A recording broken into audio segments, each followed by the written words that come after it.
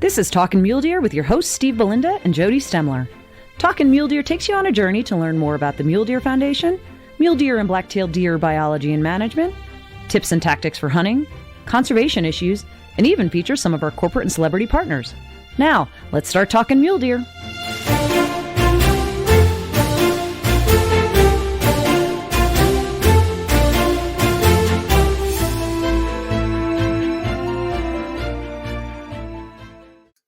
Hey, this is Jody Stemler. And I'm Steve Belinda. Welcome back to Talking Mule Deer. Today, we've got someone that I think everyone's going to be excited to talk to, Jody. We have our new president and CEO after a year-long search, Mr. Joel Pedersen. Welcome, Joel. Hey, it's great to be here. We're super glad to have you on the podcast, Joel, and we wanted to give you a little bit of time to settle into the new role and get your feet under you. But you've had about a month, 5 weeks or so in the position. We're going to spend a little bit of time today talking about your history, your background, where you come from, and then move into some of your vision and what you're finding at Mule Deer Foundation, why you wanted to come and join us here, and how you see the organization moving forward after its first 30 years. Where do you see the organization going in the next? So, Steve, I'll let you, I know you have worked with Joel almost as long as I have. I'll let you introduce him even more, given a little bit of background. All right. Thanks, Joel. And I got to warn you, sometimes Jody and I can be a little hard on our guests, and, but we do try to bring it, make this as formal as possible. But Joel, I've known you probably, a decade or more now. We've been working. Oh, then I beat you. I've known him for 20 years. Come on now. You were formerly with the National Wild Turkey Federation. Why don't you give us, the short version of your history, your background, your interest, and then lead right into what really about MDF interested you and made you pursue the position. And I'd like to hear a little bit about your personal background too. So what brought you into the wildlife field in the first place? Sure. Well, I think that's probably the best place to start is back at the beginning. And it's great to be here and working with you two more directly now. Jody and Steve, as you said, we've worked together for a long time, but so it is great to be here. But I grew up in Nebraska. I grew up hunting and fishing with my dad and with my grandparents, and really, like a lot of us that are in this profession, really grew a love of the outdoors through that. I was also very involved with scouts and was in a very active scout troop, and we went camping every month, and had an encounter with a bear when I was in New Mexico at Philmont, and that really drew me into saying, man, that was cool. I want to learn more about wildlife. And so between growing up hunting and fishing and then that experience that I had, that's really what got me along the path to the wildlife conservation and becoming a wildlife biologist. And so, okay, I need to hear a little bit about this bear encounter. Was he a scary bear? Was he a hairy bear? It was a hairy bear. Yeah. So, Philmont Scout Ranch, we were cooking breakfast one morning. That's in New Mexico, right? In New Mexico, correct. Right. We had a bear come into our campsite one morning while we were cooking breakfast and tried to steal the bacon, and everybody was banging pots and pans and blowing whistles trying to get it to leave, and it grabbed somebody's pack and took off, and we chased it down and got the pack away from it so we could go on. But, just being up close and personal with some of that big game wildlife like that was really my first experience growing up in the part of Nebraska I did. There wasn't turkeys, there wasn't deer there. It was primarily pheasants and a few huns and quail at the time, and a lot of fishing. And so it just spurred in me the desire to know more. And so fast forward, went to school at the University of Nebraska, Kearney, spent a year at the University of Idaho, learning more about the Western wildlife and wildlife management. That eventually led to me getting into a graduate program at the University of Tennessee, where I got to follow my dream and study bears and learn more about bears. And so I did a master's degree on that. From there, I ended up going to the state of Florida and working for the State Wildlife Agency there for 4 years. And then through acquaintances I'd met through graduate school and through working in Florida, I had a number of folks that I knew that worked at Turkey Federation, and they had a position and convinced me to apply. And that was just over 22 years ago. I ended up in South Carolina at the National Wild Turkey Federation. Now, Joel, I have to tell you that when you come out to visit me in Montana and we're out there hunting mule deer or whatever we're going to be chasing in grizzly country, if I show you a track, I better you better get it right, because you'd be amazed how many people, even though they take the training, cannot tell a track between a grizzly bear and a black bear. So Yeah. with you in the background with bears and everything else, we're going to test you when you're out here. So. All right. That's fair. So when you started with National Wild Turkey Federation, what were you doing? And then I know you progressed through a series of different positions at Turkeys, and ultimately were doing conservation policy work, government affairs, and also helping work with some of the strategic plan, the Save the Habitat, Save the Hunt. Tell us a little bit about what you did for your 22 years there. Yeah, sure. You're right. When I came to the Turkey Federation, I think I was the 6th person in the conservation department there, and came in as a biologist and was writing some of the technical papers that they were producing at the time. But the thing I was really involved with early on was the restoration of the wild turkey and introducing turkeys across the country. And so actually I've thought about it as I was driving out here to Utah. One of the first projects that I worked on was helping to get turkeys moved into Utah, just south of here, down around Nephi, Utah, and getting populations established there. And so it's kind of neat to be back here. And I'm talking with some of the volunteers I worked with about getting out there this spring and chasing the progeny of those birds that I helped release out there 22 years ago. So, well, and you had a great mentor there with James Earl in that position. And yeah, it shows, Joel. It really does. Those of us that have been around a while and have a little gray in our beard, at least in my experience, you can tell who was mentored by some of the greats. And, James Earl is one of those. And I envy you for having that time with him, because we're talking about Dr. James Earl Kennemer, who was the chief conservation officer, chief biologist. I'm not sure exactly his title, but he was before he retired, he was the primary science conservation official for Turkey Federation, and just a phenomenal person, incredible biologist, but also very, just a very stately gentleman, wonderful person. Yeah, you both gave him the same accolades that I would. He was a great person to work with and a great mentor, and gave me a wonderful opportunity as a young professional to come in and grow through the organization. And then had several others there as well. Robert Abernathy was another one who was a good fellow and gave me a lot of opportunities. And then more recently, Becky Humphreys was the chief conservation officer, and then eventually the CEO that I worked under there. So I had a great opportunity for being mentored by a bunch of good people, not only in Turkey Federation, but throughout the community as well, through my broader involvement with American Wildlife Conservation Partners and a number of the folks that have been involved with that. So, well, and all three of those folks that you just mentioned there, I think that's an important part of they all, and the Turkey Federation in general, as with the Mule Deer Foundation, recognize that connection between good wildlife science and good wildlife management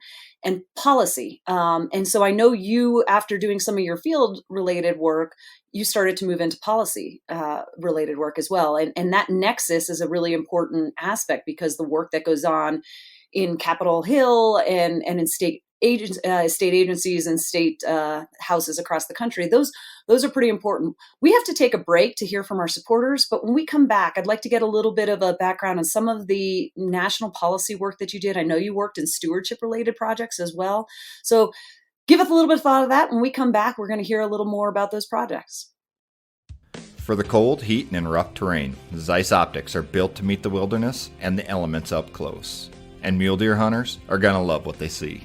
Zeiss has redesigned its entire product line and now includes lightweight precision rifle scopes, binoculars, rangefinders, and spotting scopes that the Western hunter demands. The industry-leading V4 scopes feature 14 new reticle options and scope configurations, while the V6 premium rifle scopes with shot FL glass lead the market in optics and repeatability. The Victory RF rangefinding binocular is the ultimate tool for glassing and ranging, while the Gavia 85 is the leader in premium packable lightweight spotting scopes.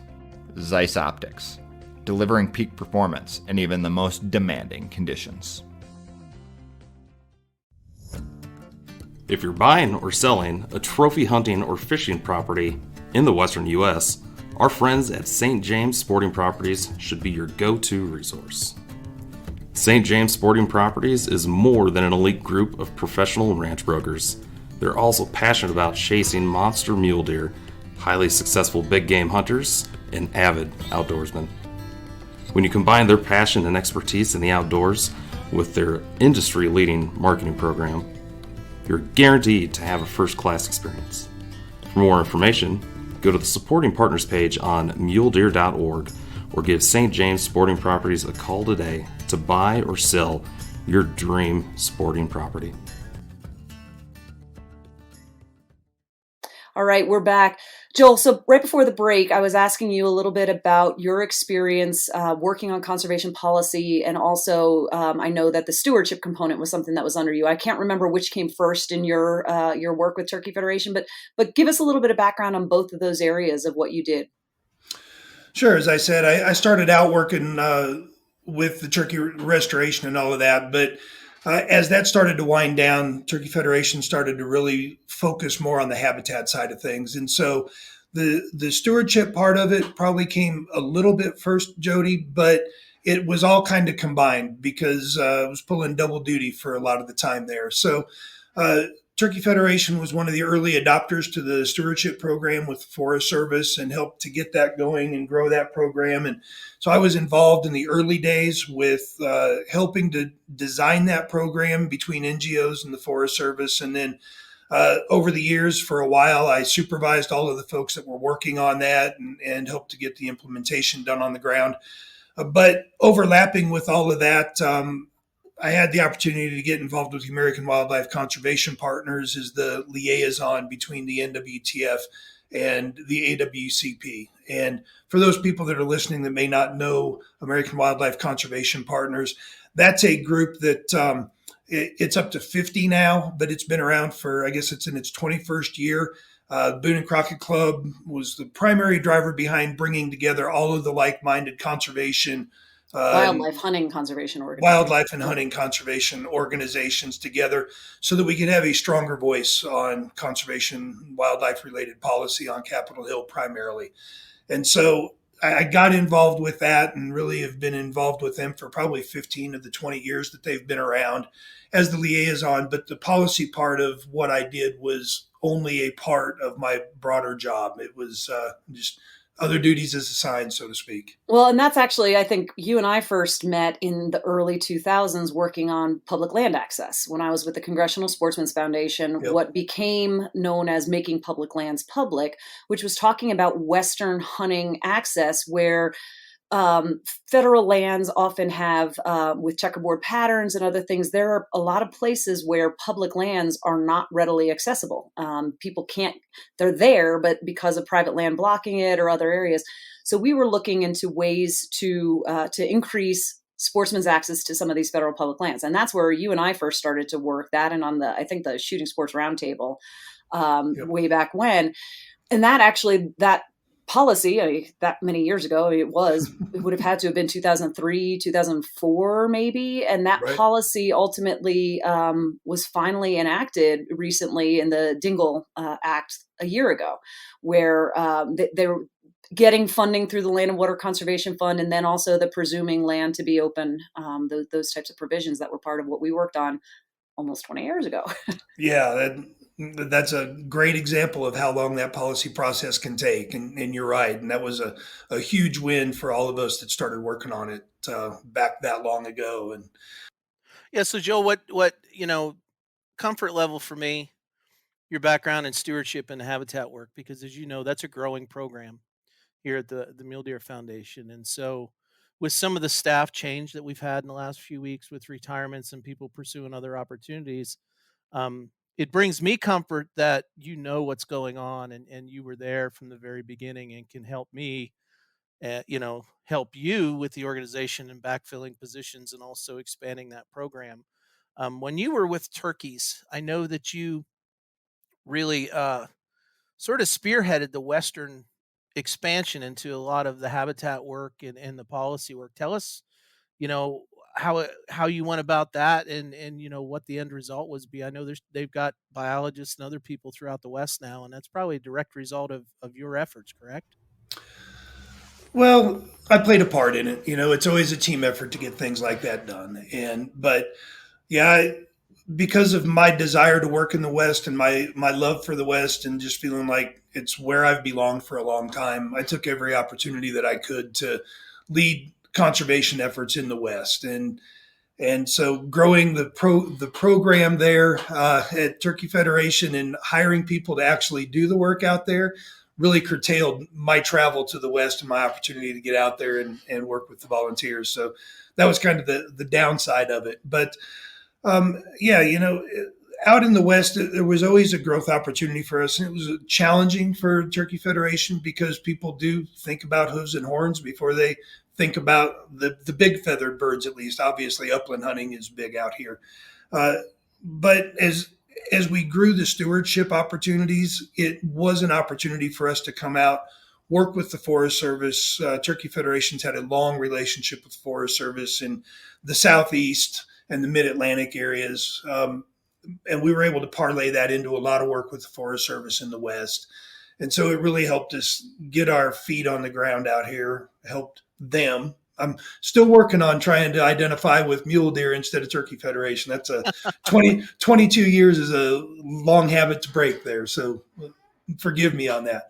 But it was a great opportunity for the Turkey Federation to grow into opportunities in the West.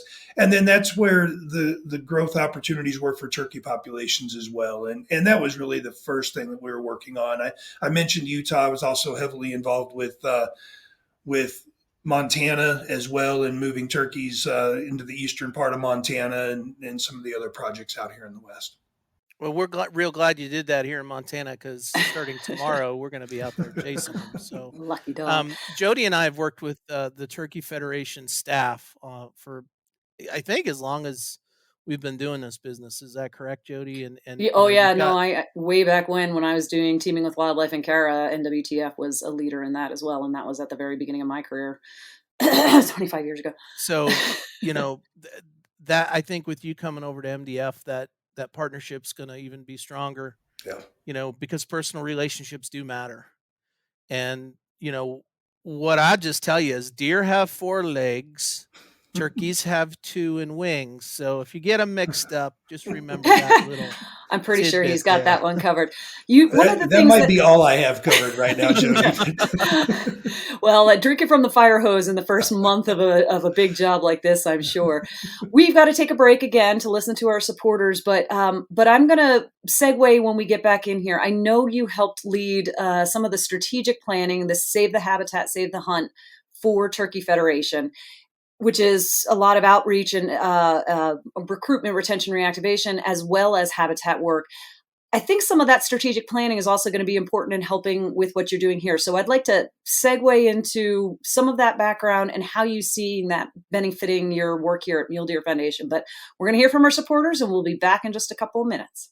I'm Anthony Imparato, president of Henry Repeating Arms. Patriotic Americans are looking to protect and provide for their families, now more than ever. Henry has over 200 rifles and shotguns to choose from, made in America or not made at all, and backed by a lifetime guarantee. Go to henryusa.com and order our free catalog, decals, and a list of dealers in your area. That's henryusa.com. Thank you, and God bless America. The best hunting stories begin long before the harvest. They begin with the hard work of conservation groups like the Mule Deer Foundation, working tirelessly to protect our hunting traditions.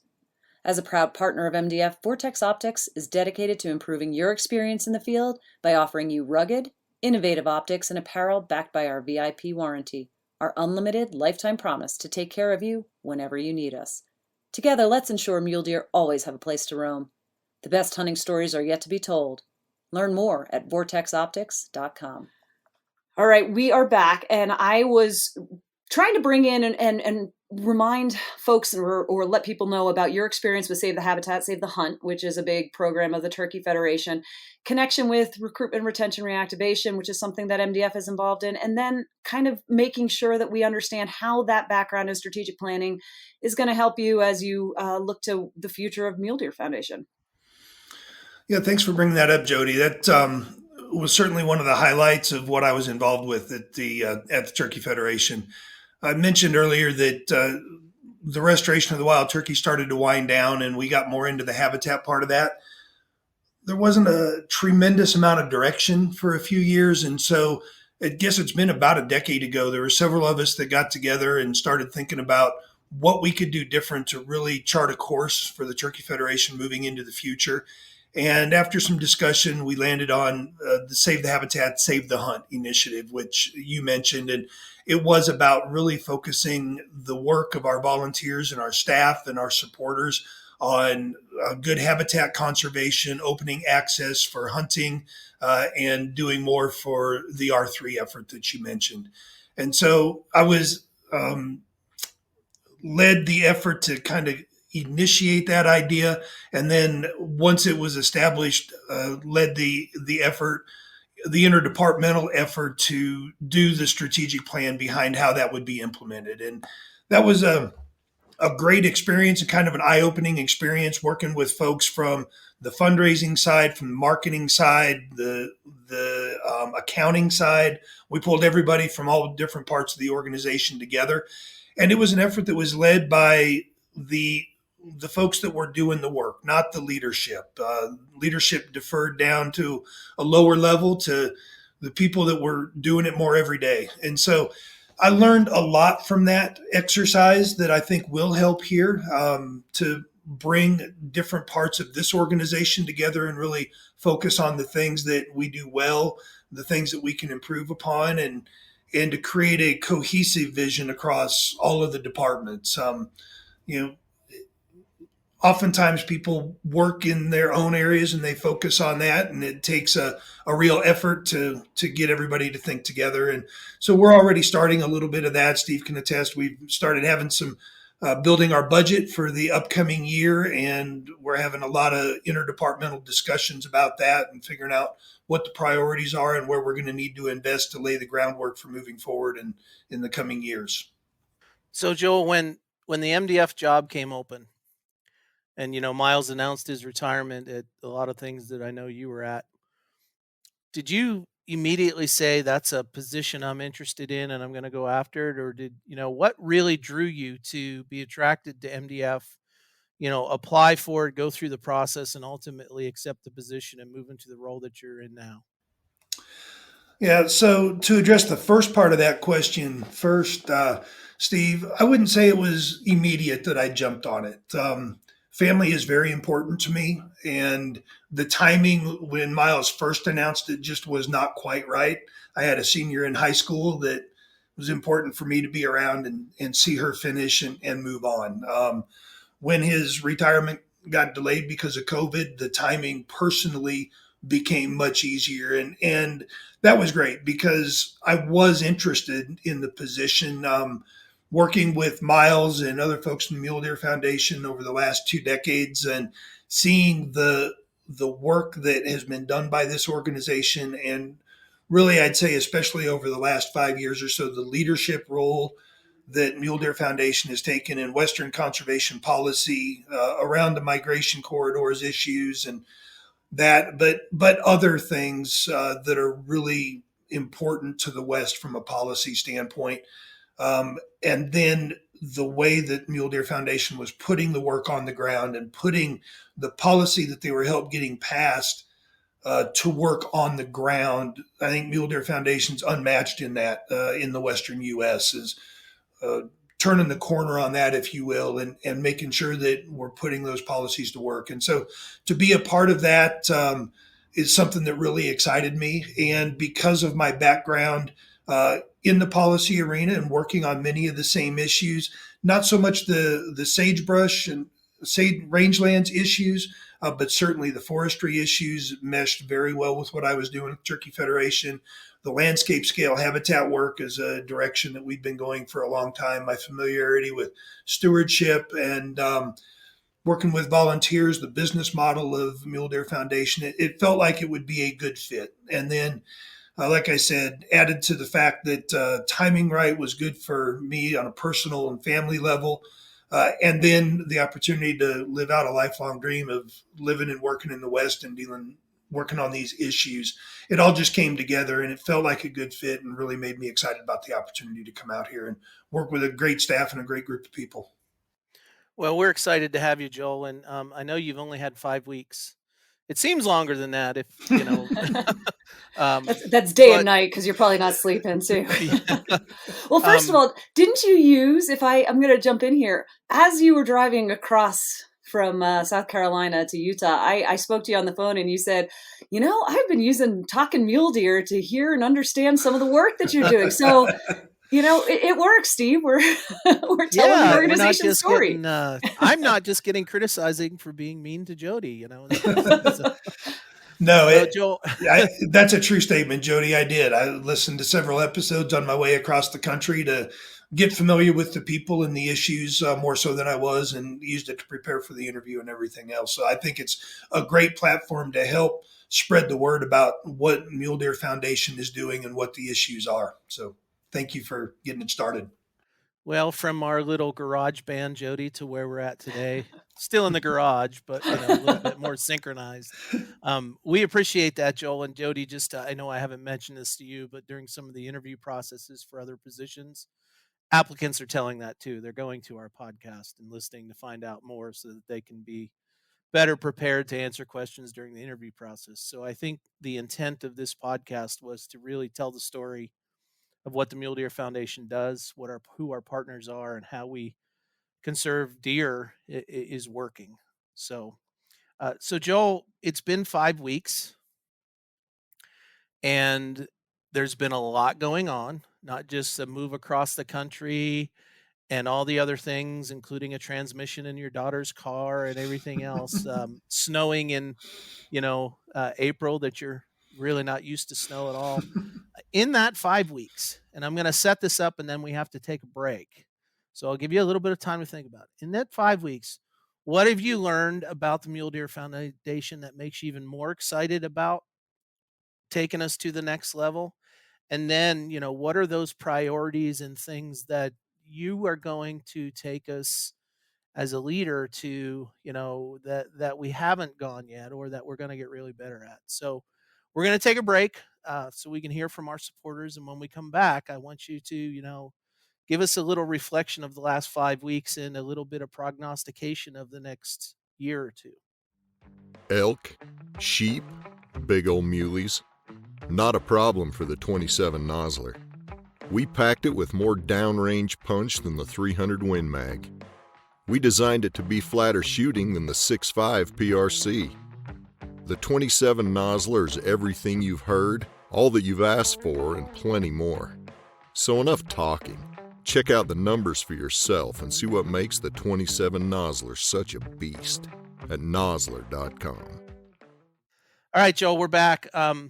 So before the break, I asked you to think about, what in the last 5 weeks did you learn or have you learned that makes you even more excited? And then, really what's on the horizon for MDF? Yeah, that's a great question. I have learned a lot. I've probably forgotten half of what I've learned, and people around here are getting tired of me asking again. Well, that should be a cue if you're getting different answers every time you ask. The problem is I'm not sure what the first answer was, so I can't compare it. But no, we're getting there. But there are staff that do remember the first answer. So that's right. So I guess one thing that jumps out to me is I knew that there was, I knew several of the staff. Steve, I knew you, knew several of the RDs, and had worked with some of the conservation folks that we had as well. And so I knew that there was some good people that worked here, but I would say across the board, the staff is tremendous, and been a very welcoming staff over the first 5 weeks here. finally, yesterday, I had the opportunity to spend a little bit of time. Now I have spent time with every staff and talking with them and learning a little bit more about them and kind of their perspectives. And that's been very eye-opening for me to just learn what the different issues are in different states and what people are thinking. Um, I am excited about where this organization is coming out of a really tough year for a lot of organizations. Um, I knew that good work was going on, but I did not know the extent of the habitat work and the conservation work that was being done and how well that had been able to continue over the course of the year. So I think we're on a real solid foundation there. Financially, we look like we are in a good spot coming out of this and heading into a new fiscal year for us, which starts on July 1st. So that makes planning for the future a lot easier. Our events have started to open up here in the last few weeks, and people are coming out and supporting us. And even though some of those events have been limited capacity compared to the past, we're making more money than those events ever have. And the net has been great on those. And so I'm really excited about the response from the volunteers. I'm really excited about the efforts of our staff and our volunteers to get those events pulled off. And that's going to help us launch into the new year. So I think there's a great foundation. Miles been here for a long time, and I think he's really left this organization with a good foundation.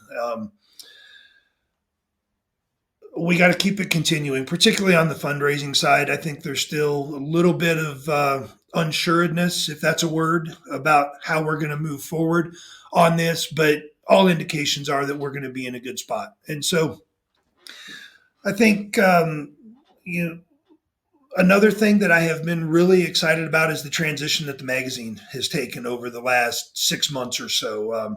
I think it's a great platform for us to tell our story. I think it will continue. And one of the things that we've already done since I got here is we've gotten started on giving the website a refresh, similar to what we've done with the magazine. We're working with the same company that helped us with the magazine. And I think once we have that done, being able to tell our story is going to be easier, more cohesive between the magazine, the website, and our social media channels. And so to me, that's very important. We've got a great conservation story to tell. We've got a great R3 story to tell. I think organizations like MDF can always do a better job of telling that story. And so that's going to be a focus for me, is how we do a better job with that across all of our channels and gain more supporters. Membership is another important area. I think that's an area that maybe hasn't had as much focus here as it needs to. And so we're going to be talking about ways that we can grow our membership. Because membership is important not only for us to get our story out there, but membership gives us more political clout, and it helps us to raise funds when we're looking for advertisers for the magazine or for the website and things like that. They want to know how many people they're going to reach with all of that. So membership is important for a variety of reasons, but mostly we just want people to be part of our family so that they can hear from us on a regular basis about the work that we are doing and the opportunities that they have to get more involved. So, Joel, you mentioned a couple of things in there that are really important, but one that hasn't been something I've been too involved in, but I know in discussions you and I have, you put a lot of faith and respect and energy into the volunteers for MDF. And if you just want to touch briefly how you see the volunteers playing into this. They've been great. They help us raise money. They help us do projects. They help us spread the word. But you know, being ignorant on that issue, because I work on the project side, the government side, the policy side.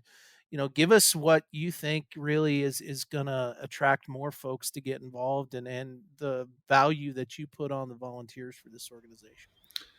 Well, volunteers are the lifeblood of any organization like this. Without their support, without their sweat equity, without their willingness to put on our banquets and support us at our banquets and our other events, this organization doesn't exist.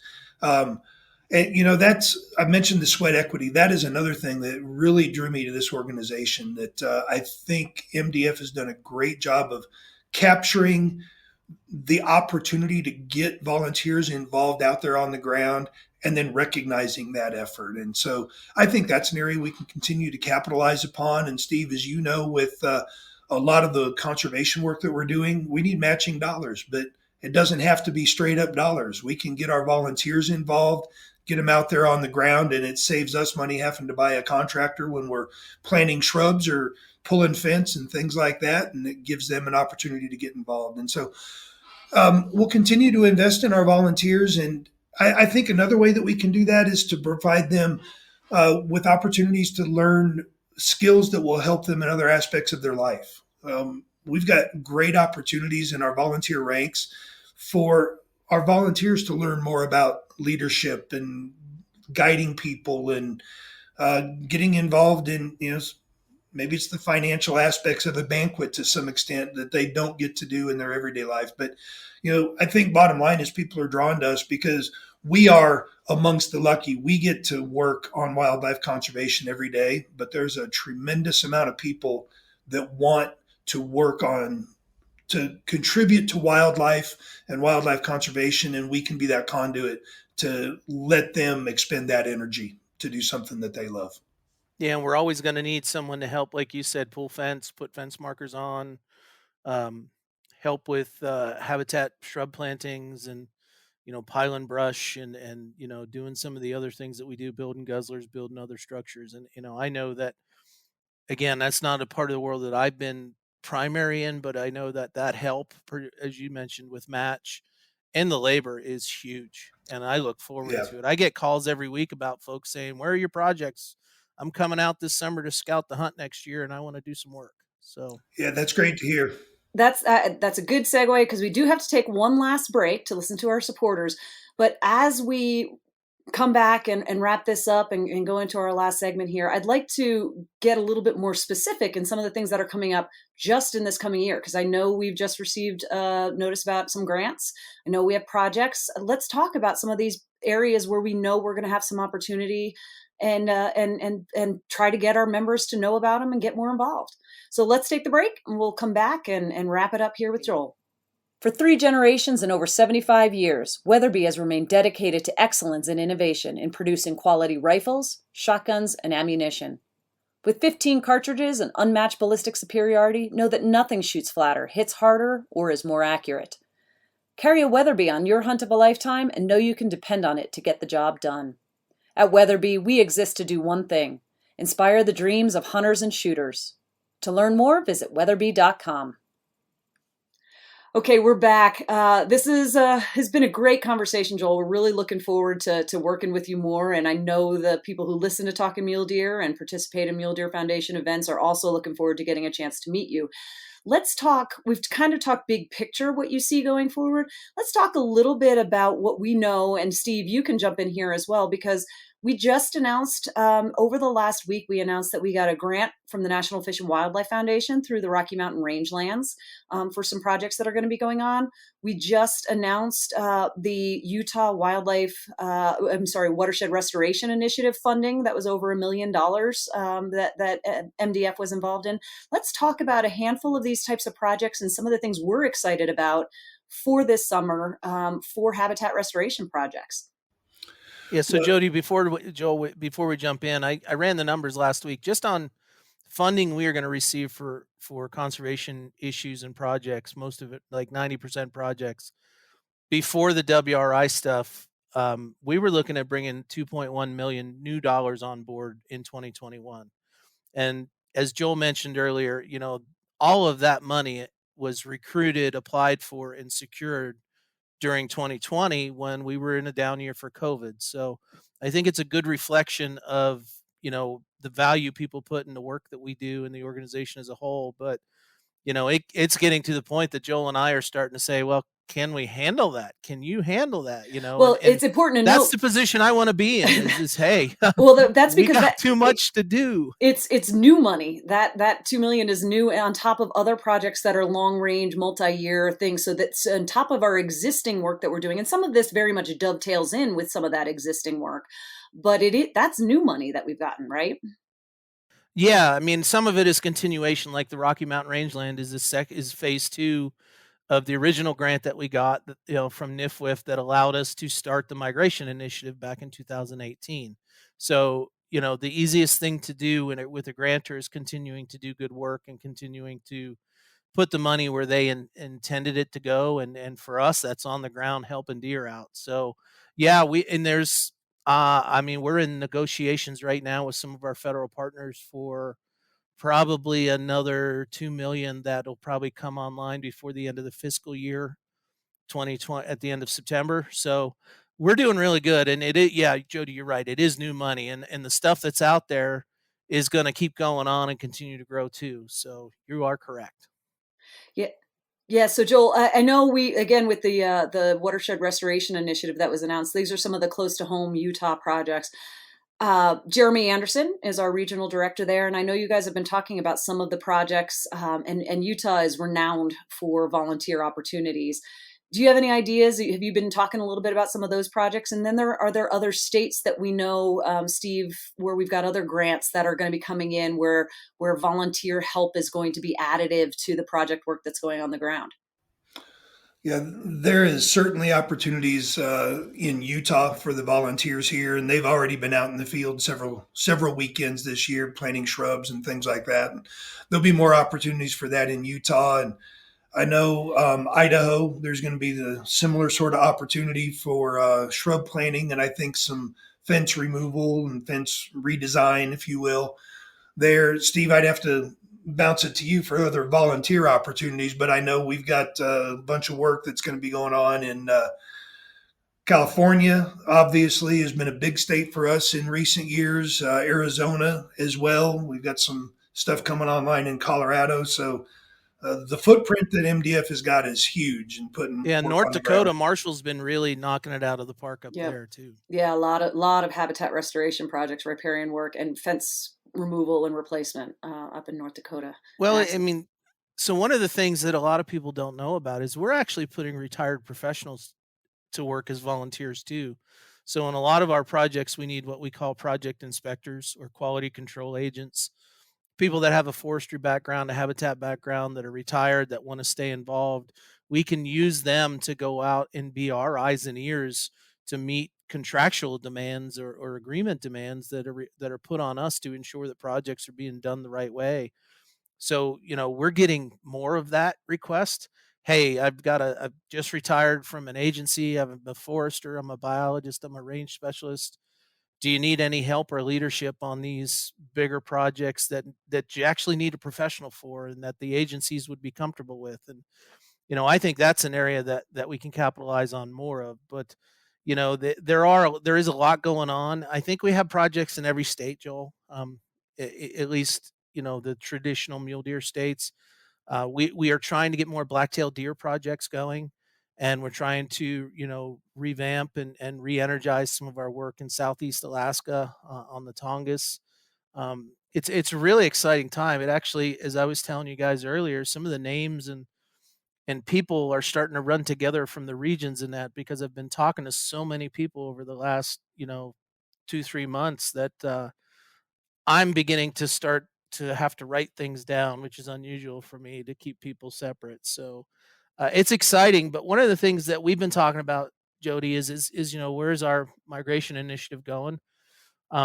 Joel and I have talked about that, and I want to ask him. And then, of course, the big idea that's been out there, we've mentioned it on this podcast and in print, is where are our focus areas? And for a holding name for initiative is a priority herds and landscape initiative.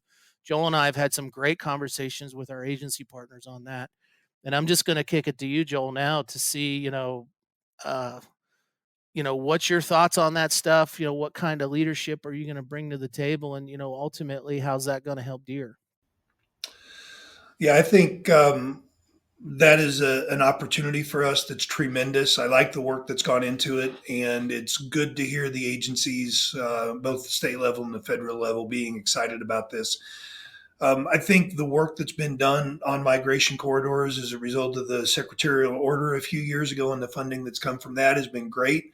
But Steve, as you and I have discussed, there's other herds, there's other landscapes that are not getting the focus that we need. And with mule deer populations in many areas still having a lot of threats, being in decline, it's important that we focus on as many of those areas as we can.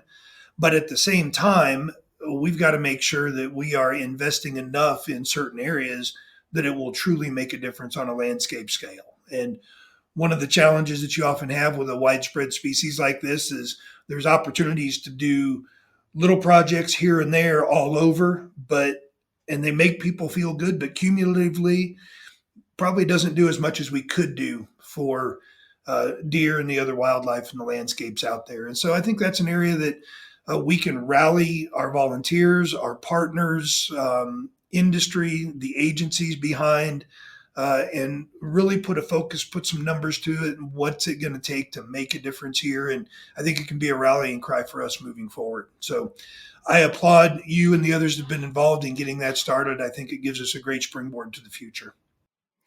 Well, and we're really looking forward to your leadership, given where you've come on Save the Habitat, Save the Hunt from NWTF, your leadership on the AWCP, and your bigger thinking approach that has been at times difficult for folks to understand why it's going to be better for deer and better for MDF members and better for everyone by looking at the landscape bigger. So I'm excited about that. It's finally someone can understand what I'm saying when we get into some of these bigger discussions. That's a little bit of a stretch there, Steve. So. All right, guys, we have been talking for longer than we normally do. So, but that's very much warranted. So at this point, what I usually like to do is give our guests one opportunity for closing thoughts and to kind of summarize the conversation or go back to something that you wanted to kind of add more emphasis to. So Joel, give us your closing thoughts. Well, we talked about volunteers and the opportunities before, and there's one thing that I failed to bring up, and that's the opportunities around our outreach programs. MDF's got a strong Mule program and a strong history there, but there's also Mule is our youth program. Is that correct? Mindful, understanding, legal, ethical youth is what Mule stands for. Thank you. So we've got a long history with that program. I think there's great opportunities to expand that to reach other demographics and other groups. And I think that's a necessary area to do that. I think it's a good way to bring people into MDF and into conservation in general. And that program is extremely dependent upon volunteers. And it's been pretty stagnant over the last year because you couldn't have gatherings. But we are looking forward to getting that ramped up again over the course of the summer and into the fall. And so I think that's another opportunity there. Wanted to make sure I got that out there. But I guess just to kind of summarize, it has been a great 5 weeks here, getting my feet and probably everything up to my eyebrows wet. No, you were totally wet because, like I said, sucking from the fire hose. It's coming in fast and furious. Yeah. But it's been great. It's been really humbling to go from the guy that had all the institutional knowledge at an organization after 22 years to being the guy that knows nothing. But it's been good. The people, the volunteers have been great. I've had the opportunity to get out and meet a number of the Utah volunteers. And that's what I look forward to doing here over the coming months. And I think it's really important is for me to get out as budgets and COVID allows, get out and meet more people, both our partners and importantly, our volunteers, and one-on-one with the staff, and really understand what's going on out there and continue to build upon the vision that I already have and incorporate the great ideas that our folks have. And really looking forward to it and looking forward to talking to y'all again in a few months about the progress that we're making. Excellent. Steve, any closing thoughts for you? Yeah, I'm looking forward to spending some time out on the open range with Joel. I talked him into applying for a Montana mule deer hunt, and we've been trying to get up on that blacktail world for a long time with staff, and so I'm really looking forward to working with Joel and getting him out and showing him the results of the work that MDF's been doing for the last 30 plus years, and really building on the foundation that's been left to him. Again, with his conservation background, I'm excited because, Miles had a conservation background. Joel has the conservation background. They're going to understand some of these pretty complex political policy issues that we're involved in, and actually be able to take the right actions and move forward. So I'm excited. Once we get past some of this, getting Joel up to speed, I think that, it's going to be even more exciting. So. And Steve mentioned another one of my priorities, and that is to actually get out this fall and get some good experience in this Western rangelands and Western hunting experiences that I'm a little bit lacking on. So looking forward to it, Steve. All right, guys. Well, thank you so much for the time today. It's been a pleasure talking to you, and I can't say getting to know you better, Joel, because I know you pretty well, but to hear again your vision of where you want MDF to go and what you see are the great opportunities for the organization. So thank you for talking mule deer with us. Until the next time, this is Jody Stemler. And I'm Steve Belinda, and thank you for talking mule deer. Thanks for talking mule deer with Steve Belinda and Jody Stemler. The Mule Deer Foundation is the only conservation group in North America dedicated to restoring, improving, and protecting mule deer and black-tailed deer and their habitat. MDF is a strong voice for hunters in access, wildlife management, and conservation policy issues. To find out more, visit www.muledeer.org and stay tuned for the next episode of Talkin' Mule Deer.